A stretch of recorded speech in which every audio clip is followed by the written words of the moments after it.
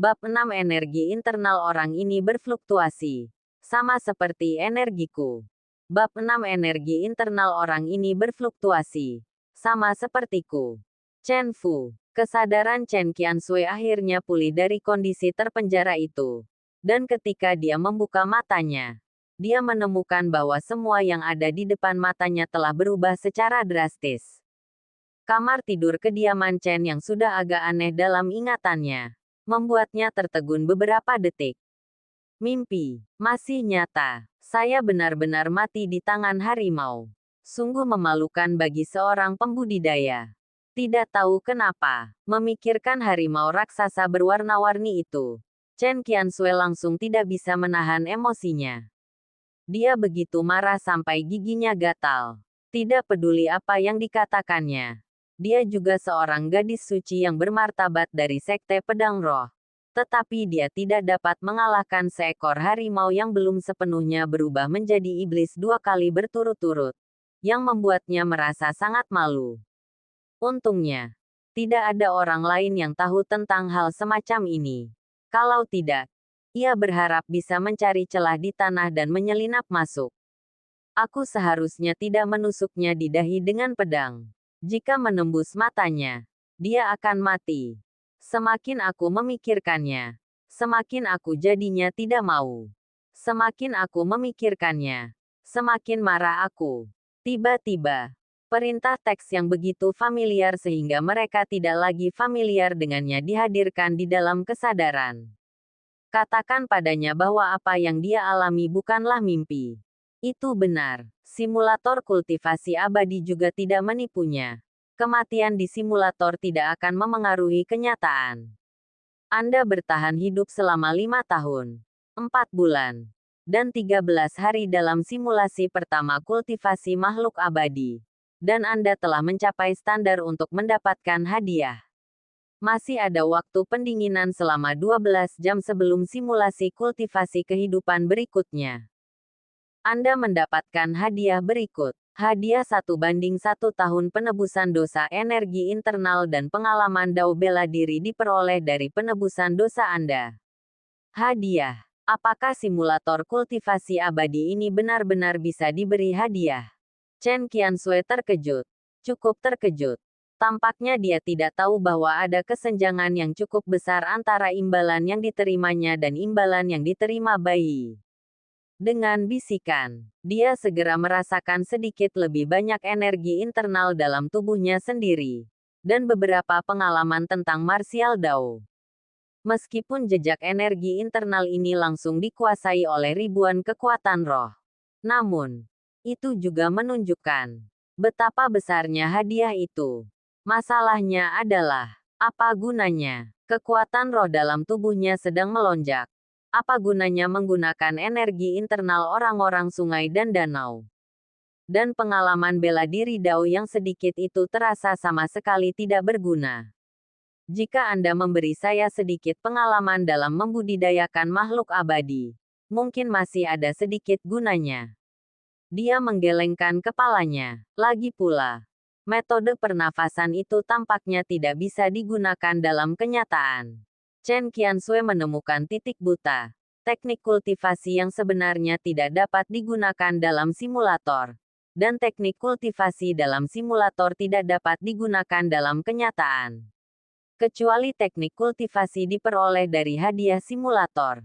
Tentu saja, jika Anda tidak dapat menggunakan metode pernapasan, Anda tidak dapat menggunakannya. Bagaimanapun, itu bukan masalah besar baginya. Tidak terasa ada kehilangan apapun. Merasakan kekuatan roh yang bergejolak di tubuhnya, Chen Qiansui merasakan rasa aman untuk pertama kalinya. Kekuatan dari basis kultivasi pendirian fondasinya sendiri adalah rasa aman. Perasaan memiliki kekuatan roh dalam tubuhku sudah lama hilang dan begitu nostalgia. Pada saat ini, dia mencoba mengoperasikan teknik kultivasi Sekte Pedang Roh. Ki spiritual latihan pernapasan langit dan bumi. Tiba-tiba, dia terkejut. Kekuatan roh meningkat. Dia ingat bahwa dirinya sedang dalam tahap kemacetan. Tidak peduli seberapa besar ki spiritual di dunia latihan pernapasan.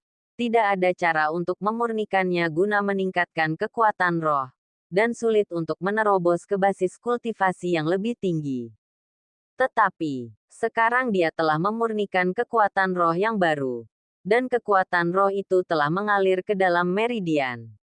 Bukankah itu berarti, dia kemungkinan besar bisa menerobos ke pangkalan kultivasi di lantai 2 bangunan fondasi dalam waktu seminggu? Mengapa tubuhnya sendiri seharusnya tidak berubah? Metode pernafasannya juga seharusnya tidak menjadi masalah. Mungkinkah kondisi pikiran itu juga mungkin karena pengalaman martial Dao? Meskipun ada kemungkinan, itu tidak terlalu besar. Kemungkinan terbesar adalah kondisi pikiran. Chen Qiansui tiba-tiba tersadar. Dia menemukan bahwa kesenjangan terbesar antara dirinya dan sebelumnya adalah kondisi pikirannya yang benar-benar berbeda. Maksudnya, simulator kultivasi abadi dapat memberiku peluang terobosan. Chen Qiansui yakin kalau suasana hati Oun telah berubah, yang menyebabkan kemacetan sedikit mengendur. Simulator kultivasi abadi bukannya tanpa manfaat sedikit pun baginya. Jika saya tinggal di simulator selama beberapa tahun lagi, apakah suasana hati saya bisa lebih membaik? Dan, jika apa yang Anda dapatkan dalam simulator kultivasi abadi bukanlah energi internal, tetapi kekuatan roh sejati. Jadi, bisakah saya menggunakan kekuatan roh yang diberikan oleh simulator untuk membawanya ke tingkat berikutnya? Dalam analisis akhir, kekuatannya sendiri terlalu lemah. Waktu untuk bertahan hidup di simulator kultivasi abadi terlalu singkat. Jika tidak, hadiahnya tidak boleh hanya berupa energi internal Wufu biasa selama 1 tahun. Benar, pada saat ini, Chen Qiansui seolah teringat sesuatu.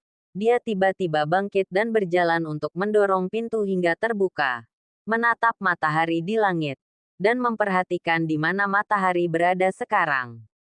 Dia terkejut saat mengetahui waktu di simulator Siuxian jauh lebih lambat daripada di dunia nyata. Saya telah tinggal di simulator kultivasi abadi selama lebih dari 5 tahun. Realitas, baru menghabiskan setengah cangkir teh. Bahkan tidak setengah cangkir teh. Mendesis. Kekuatan macam apa yang bisa mengendalikan kekuatan waktu? Seberapa mengerikan? Chen Qiansui linglung. Dia ingat, waktu pendinginan simulator kultivasi abadi adalah 12 jam. Dengan kata lain, setelah 12 jam, dia akan mempunyai kesempatan lagi untuk memasukinya.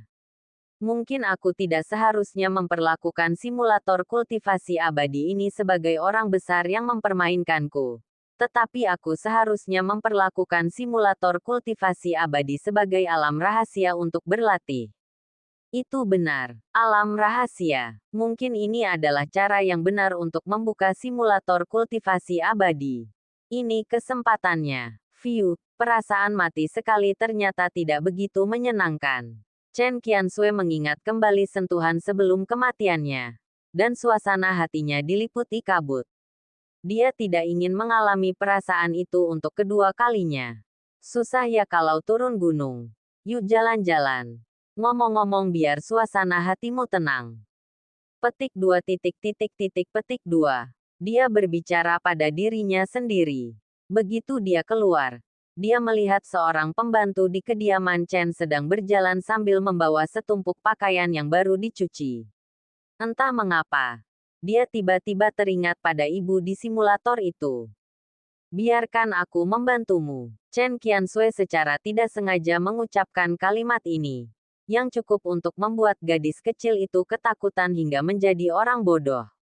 Beraninya pelayan kecil itu meminta bantuan padanya. Gadis suci sekte pedang roh yang berstatus tinggi. Chen Qiansui mengucapkan sepatah kata padanya, dan dia merasa sangat terhormat. Tidak perlu.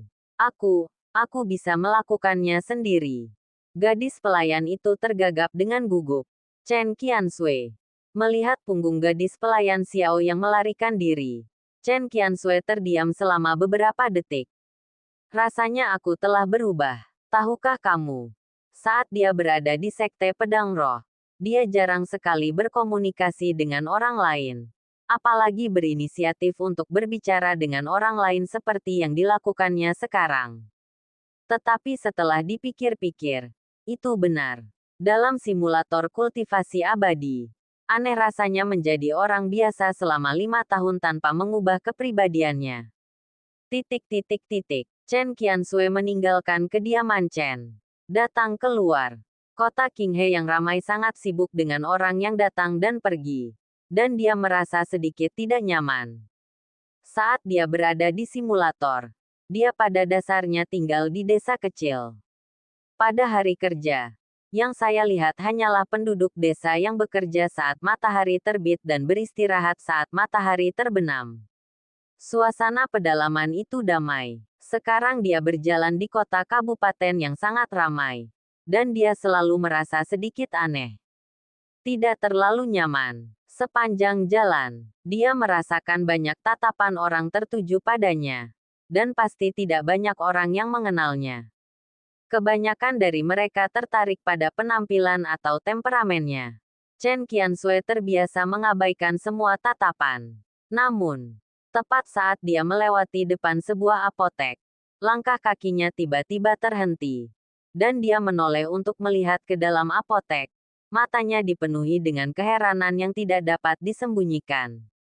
Matanya terpaku pada satu orang. Energi internal orang ini berfluktuasi. Bagaimana rasanya? Sedikit seperti energi internal saat berlatih metode pernapasan itu. Ini adalah pikiran pertama yang muncul dalam benak Chen Qianxue. Apa yang dia lihat? Bayilah yang datang ke apotek untuk mengambil obat. Bab 7 Pertemuan pertama antara bos dan tukang alat. Bab 7 Pertemuan pertama antara bos dan tukang perkakas. Di apotek, si penjaga toko, Patua Liu, juga berprofesi sebagai dokter. Ia memegang tangan bayi, menatapnya dengan rasa ingin tahu, dan tak dapat menahan diri untuk bertanya, "Tuan Bai, bagaimana tanganmu bisa seperti ini?" Bayi mendesah. "Aku tak sengaja menjatuhkannya." Terketuk. Ekspresi wajah Patua Liu agak aneh. Bagaimana dia bisa seperti ini? Mengapa bentuknya lebih mirip seperti seseorang yang memukulnya dengan palu? Tetapi, itu juga aneh. Kelihatannya serius di permukaan. Tetapi setelah diperiksa lebih dekat, itu adalah trauma kulit. Dan tulang-tulang di dalamnya sama sekali tidak rusak. Hal ini membuat Lao Liu, yang telah menjadi dokter selama puluhan tahun, sangat penasaran, dan memiliki ide untuk membedah tangan ini dan mengamatinya dengan saksama. Bayi yang tidak dapat menahan lagi tatapan matanya, menarik kembali tangannya tanpa meninggalkan jejak. Bayi meliriknya dengan waspada. Dia sedikit khawatir tentang Liu tua di depannya, yang memiliki beberapa kebiasaan pembayaran khusus yang tak terkatakan. Bayi berkata, "Patua Liu, Anda bisa saja meresepkan obat untuk saya, bukan?" Liu tua jelas enggan berpisah dengannya. Namun akhirnya dia berkata, "Baiklah, saya akan meresepkan salep untuk Anda, Tuan Bai. Dan Anda dapat mengoleskannya 3 kali sehari saat Anda kembali. Selama masa pemulihan, kurangi makanan pedas dan cobalah makan makanan ringan." Melihat Lao Liu berjalan ke apotek untuk mengambil obat, bayi menatap telapak tangannya yang bengkak, dan sudut mulutnya sedikit berkedut. Saat dia menghancurkan meja kayu kokoh itu, meja keras itu memberitahunya. Hukum ketiga Newton juga berlaku dalam dunia pembudidayaan makhluk abadi. Memang benar mereka saling menyakiti. Pemikiran sejauh ini. Aroma harum samar tercium ke rongga hidung, bercampur dengan aroma bahan obat di apotek, memberi orang pengalaman penciuman yang aneh. Bayi tidak tahu seperti apa rasanya. Bunga, atau sabun mandi. Omong kosong. Dari mana datangnya cairan mandi ini bagi dunia pembudidayaan makhluk abadi?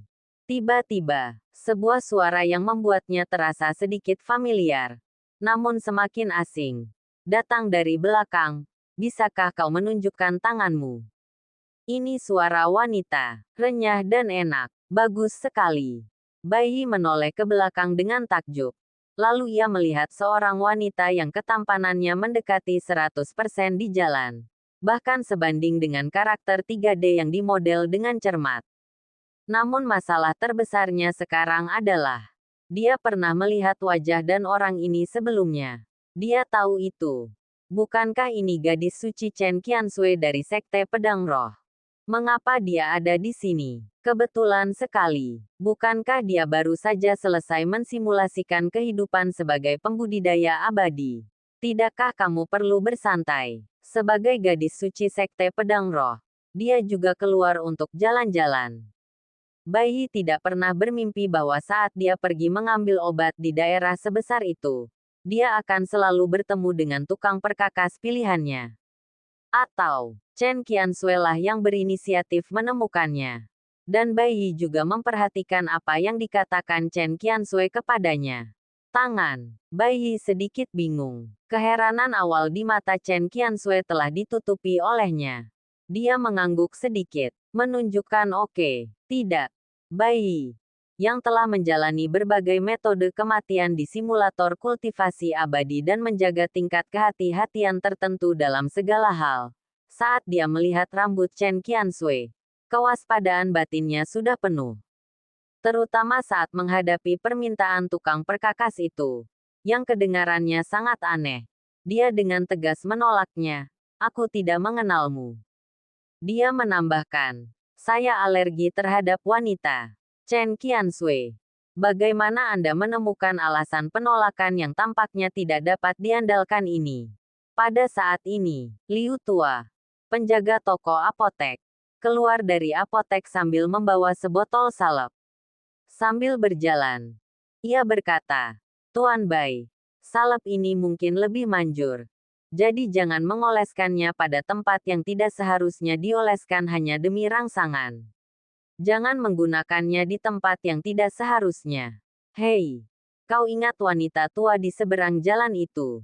Pria itu terluka sebulan yang lalu. Aku meresepkannya salep. Tapi pria ini bunuh diri dan mengoleskan salep itu di tempat seperti itu. Akibatnya, ia membengkak selama sebulan penuh dan seluruh tubuhnya mengalami nekrotik. Itu juga membuat kehidupan gadis Goulan menjadi sengsara. Kau bilang wanita tua itu. Dothah. Lao Liu tiba-tiba menyadari ada tamu lain yang berdiri di samping Bayi. Reaksi pertamanya adalah, sangat cantik. Reaksi kedua adalah, pembudidaya. Ada perbedaan besar antara praktisi kultivasi dan orang biasa dalam hal temperamen saja. Biasanya, orang dengan penglihatan yang tajam dapat mengenali sekilas orang mana yang praktisi kultivasi dan orang mana yang orang biasa. Hanya sedikit kultivator abadi yang dengan sengaja menutupi temperamen tidak acuh itu, membuat mereka tampak persis seperti orang biasa. Adapun apakah orang awam dapat memainkan temperamen yang tidak terikat seperti seorang kultivator? Mustahil. Jadi, reaksi ketiga Lao Liu adalah, pelanggan besar datang hari ini. Para pembudidaya abadi umumnya sangat murah hati. Hal ini diakui secara universal. Peri. Bahan obat apa saja yang perlu kamu beli? Toko obat lama milik Liu milikku ada di Kabupaten Qinghe. Dan toko itu dianggap sebagai merek yang sudah lama ada. Ada juga beberapa bahan obat khusus untuk pemurnian pil seperti ramuan. Liu Tua menggosok tangannya. Tidak perlu. Chen Qiansui melirik Bayi. Dia tidak memilih untuk memaksanya. Tetapi bertanya kepada Bayi secara terbuka. Energi internal dalam tubuhmu membuatku merasa seperti deja vu. Karena kamu alergi terhadap wanita. Bisakah kamu memobilisasi energi internal? Energi internal. Biarkan aku melihatnya. Setelah mendengar kalimat ini, Bayi akhirnya mengerti mengapa si tukang perkakas berinisiatif mencarinya. Apakah fluktuasi energi internal dalam tubuhnya yang membuat Chen Qiansui merasa sangat familiar? Apakah Anda tidak bisa mengenalnya? Energi internal dalam tubuh Bayi aslinya berasal dari sumber yang sama dengan Chen Qiansui di simulator kultivasi abadi. Tidak ada perbedaan. Melihat Bayi masih bergeming di telapak tangan putih Chen Qiansui, Ada pil obat yang tergeletak di atasnya pada suatu titik. Dan aroma pil yang teramat kuat segera menyebar di toko obat. Hanya dengan mencium sedikit dan siang ini membuat orang merasa segar. Ini adalah pil Kingsin. Yang dapat menyegarkan pikiran dan penglihatan. Memperkuat tubuh dan melindungi tubuh. Jika prajurit sungai dan danau meminumnya, itu dapat membersihkan kotoran dalam tubuh. Memurnikan kemurnian energi internal, dan meningkatkan energi internal. Jika pil obat ini ditukar dengan emas dan perak, harganya bisa mencapai 1000 tael perak. Jika Anda bertemu seseorang yang sangat membutuhkannya, Anda bisa menjualnya seharga 2000 tael. Chen Qiansui melanjutkan, saya hanya ingin tahu tentang energi internal Anda. Itu saja. 1000 tael. Bai Yi belum menunjukkan reaksi apapun. Namun Lao Liu yang berada di samping menatapnya lurus-lurus. Dan buru-buru menarik lengan baju Bai Yi. Tuan Bai. 1000 tael. Ini 1000 tael. Bukankah itu jumlah sewa tahunan untuk puluhan etalase toko Anda? Tuan Bai.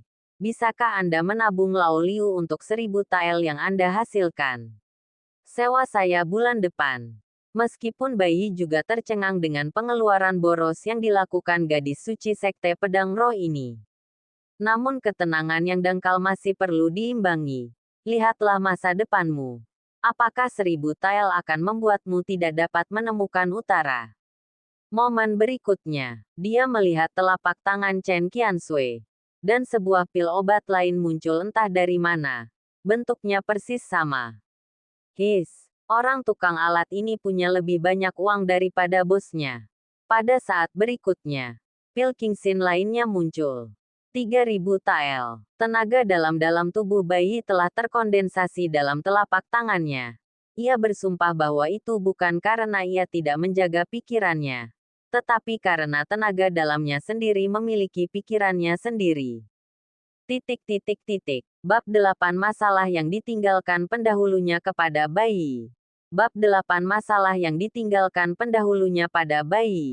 Energi internal tak kasat mata yang terkondensasi di telapak tangan bagaikan massa udara yang berputar dan beriak. Energi khusus ini secara alami tidak semaju kekuatan roh para kultivator abadi, tetapi juga merupakan gambaran yang menakjubkan bagi orang-orang biasa. Setidaknya Lao Liu, pemilik toko apotek, tercengang saat ini. Pantas saja sampai saat ini saya selalu merasa ada yang tidak beres dengan Tuan Bai. Sepertinya semangatnya sudah tidak sama seperti dulu. Berani mencintai Bai Gongzi tidak tahu kapan dia pergi belajar seni dari seorang guru. Dan menjadi seorang ksatria utama di sungai dan danau. Chen Qiansui mengamati dengan cermat. Tampak sangat serius. Waktu yang lama, dia tampak sedikit kecewa. Ini sedikit berbeda. Setelah pengamatan cermat dari jarak dekat, dia menemukan bahwa energi internal pada tubuh Bai Yi tidak persis sama dengan yang ada di simulator, dan ada banyak perbedaan dalam detailnya. Dia berpikir bahwa orang di depannya juga bisa memasuki simulator kultivasi abadi seperti dia. Dan juga mengalami kehidupan yang hampir persis sama. Menguasai teknik pernafasan juga mengembangkan energi internal jenis itu. Akibatnya, sekarang tampak bahwa dia terlalu banyak berpikir. Betul sekali. Bagaimana mungkin keberadaan bak peri seperti simulator kultivasi memungkinkan orang memasukinya untuk merasakan kehidupan? Tidak semua orang di dunia memiliki keberuntungan seperti dia. Memikirkan hal ini, entah mengapa, Chen Qiansui merasa jauh lebih ringan. Dia sendiri tidak tahu psikologi macam apa itu. Posesif. Mungkin, bagaimanapun, simulator kultivasi abadi adalah kesempatan besar baginya. Dan dia telah mengumpulkan banyak sekali kebajikan seumur hidup sebelum dia memiliki kesempatan untuk dipilih oleh simulator kultivasi abadi. Pikiran Chen Qiansui penuh dengan pikiran. Bayangan kematian di simulator. Banyak hal yang hilang pada saat ini. Dia pergi. Tentu saja. Chen Qiansui masih menepati janjinya. Dan 3 pil Kingsin telah masuk ke saku Bai Yi. Bai Yi memiliki pemahaman yang jelas tentang kekayaan dan kemakmuran gadis suci Sekte Pedang Roh ini. Tuan Bai, Anda menghasilkan banyak uang hari ini. Jadi berapa biaya sewa bulan depan? Lao Liu mengusap wajahnya. Bulan depan, Anda akan diberi waktu 3 bulan. Uang sudah bocor, yang pasti akan menimbulkan masalah. Bai Yi tahu, dan ingin menutup mulut Lao Liu. Atau menguapkan dunia. Atau blokir dengan perak. Bagaimana mengatakannya? Lao Liu juga salah satu dari sedikit kenalan yang dimilikinya di dunia pembudidayaan makhluk abadi ini. Bagaimana Bai Yi bisa menghancurkan dunia dengan begitu panik? Dia bukan orang yang kejam. 3 bulan. Baiklah. Liu tua tersenyum gembira dan membebaskan biaya sewa 1 bulan. Yang setara dengan menghemat beberapa tael perak. Dia dengan bijaksana meyakinkannya. Pak Tua Liu. Saya tidak tahu apapun tentang apa yang terjadi hari ini. Saya tidak akan meminta bayaran untuk sebotol salep ini, Tuan Bai. Benar. Si Tua Liu tiba-tiba ingin mengatakan sesuatu, tetapi ragu-ragu sejenak. Dia menggertakkan giginya. Dia masih berkata, Tuan Bai, beberapa hari yang lalu orang-orang dari keluarga Li datang mencari kami lagi. Keluarga Li memberitahu kami untuk tidak menyewa toko Anda lagi, dan mengatakan bahwa jika kami tidak bekerja sama dengan mereka, mereka tidak akan bersikap sopan kepada kami lain kali. Tuan Bai, kami tahu mereka ada di sini untuk Anda. Mereka telah mengincar toko Anda selama beberapa tahun. Kami semua adalah pengusaha kecil, dan kami tidak mampu mengganggu dan menyinggung keluarga Li. Banyak orang sudah tergerak, seperti pasangan penjual pemerah pipi, Akiang yang menjual kain. Tetapi Tuan Bai, jangan khawatir. Lao Liu, aku setia, dan aku akan mendukungmu. Setelah mendengarkan pengingat Lao Liu, Bai Yi tidak mengungkapkan terlalu banyak kejutan.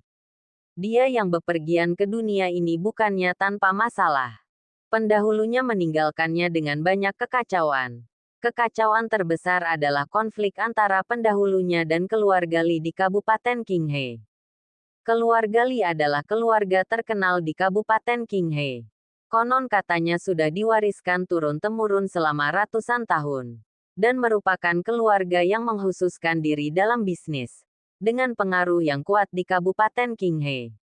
Mereka mengarahkan pandangannya ke etalase toko yang diwarisi dari pendahulu. Temperamen pendahulunya sangat lurus, juga sangat kaku. Semua syarat yang diajukan oleh keluarga Li ditolak oleh pendahulunya. Karena ini adalah beberapa barang yang diwariskan kepadanya oleh orang tuanya yang sudah meninggal. Saya merasa jika saya menjualnya, itu sama saja dengan tidak berbakti. Namun keluarga Li jelas tidak berdamai. Lagi pula, masing-masing dari lusinan toko di tangan pendahulu terletak di lokasi utama di Kabupaten Qinghe, dan harga tanahnya sendiri sudah dibesar-besarkan. Prinsip bahwa semua orang tidak bersalah, tetapi Huaibi bersalah berlaku di mana-mana. Tak ada pengecualian di dunia pembudidayaan makhluk abadi ini. Jadi, keluarga Li mulai mengadopsi beberapa cara yang tidak masuk akal, dan ada kecenderungan untuk mengintensifkan. Sampai setahun yang lalu, pendahulunya meninggal karena tenggelam secara tidak sengaja, yang menyebabkan Bai Yi menyeberang. Bai Yi bukannya tanpa kecurigaan teori konspirasi. Apakah kehidupan sebelumnya dibunuh oleh keluarga Li? Setelah aku hidup kembali menggantikan pendahuluku, apakah orang-orang dari keluarga Li akan tercengang? Sayangnya, dia tidak punya bukti. Setelah melewati masa lalu dan memahami kekacauan yang ditinggalkan oleh pendahulunya, Bai Yi selalu waspada terhadap keluarga Li. Tentu saja, dia tidak berpikir untuk menjual toko dan membiarkan keluarga Li tenang. Bagaimanapun, bagaimana jika pendahulunya benar-benar dibunuh oleh keluarga Li, dan pihak lain mengetahui bahwa dia tidak terbunuh sepenuhnya? Lalu apa yang harus dilakukan dengannya? Bahkan jika Anda menjual semua etalase toko kepada keluarga Li, Anda bahkan tidak perlu memberikan uangnya kepada keluarga Li. Namun jika pihak lain khawatir perkara yang menewaskan pendahulunya akan terungkap, ia akan menyeberangi sungai dan merobohkan jembatan. Jadi apa yang harus dilakukan? Waspadalah. Itu diperlukan. Lao Liu memang orang yang sangat setia. Dan dia berani mengungkapkan hal seperti itu kepadanya. Anda harus tahu bahwa pedagang lain yang menyewa etalase toko semuanya bodoh. Seolah-olah mereka ingin merahasiakan Bai. Hanya bisa mengatakan. Itu semua tergantung pada rekan-rekan. Bai tidak terlalu khawatir dengan keluarga Li. Karena dengan gadis suci sekte pedang roh yang mensimulasikan kultivasi abadi untuknya, dia dapat menggunakan Chen Qiansui untuk memperoleh banyak hadiah dalam simulator kultivasi abadi. Mungkin tidak butuh waktu lama baginya untuk menjadi seorang kultivator. Dengan cara ini, tidak perlu waspada terhadap keluarga Li. Jika pihak lain berani melakukan sesuatu, maka potong cakarnya. Ambil botol salepnya. Bai Yi tersenyum. Dan berkata kepada Lao Liu, begitu ya. Lao Liu, akhir-akhir ini kamu harus berhati-hati. Jangan sampai keluarga Li menyerangmu. Keluarga besar itu tidak peduli dengan hukum pengadilan demi kepentingan mereka sendiri. Mungkin ada orang dari mereka di Yamen. Saya mengerti. Liu tua mengangguk dengan berat. Bai Yi juga pergi. Ketika dia berjalan keluar, dia menemukan bahwa Chen Qiansui telah lama menghilang. Tanpa diduga. Atasan, saya. Pertemuan resmi pertama dengan Chen Qiansui. Seorang manusia perkakas akan dilakukan dengan cara seperti itu. Dia tahu bahwa Chen Qiansui meragukan dirinya sendiri pada awalnya. Tetapi Chen Qiansui jelas tidak tahu bahwa energi internal 3 tahun yang diberikan kepadanya oleh simulator telah ditingkatkan sampai batas tertentu, yang berbeda dari apa yang dikultivasikan Chen Qiansui. Perbedaan seperti itu membuat Chen Qiansui menghilangkan keraguannya. Kali ini, bukan saja tidak ada bahaya, tetapi dia juga menjual 3 pil Kingxin milik Chen Qiansui secara cuma-cuma. Saya tidak menyangka, energi internal yang tidak memuaskan dalam tubuhnya menyerah pada godaan uang. Sungguh memalukan. Berlanjut di bab berikutnya.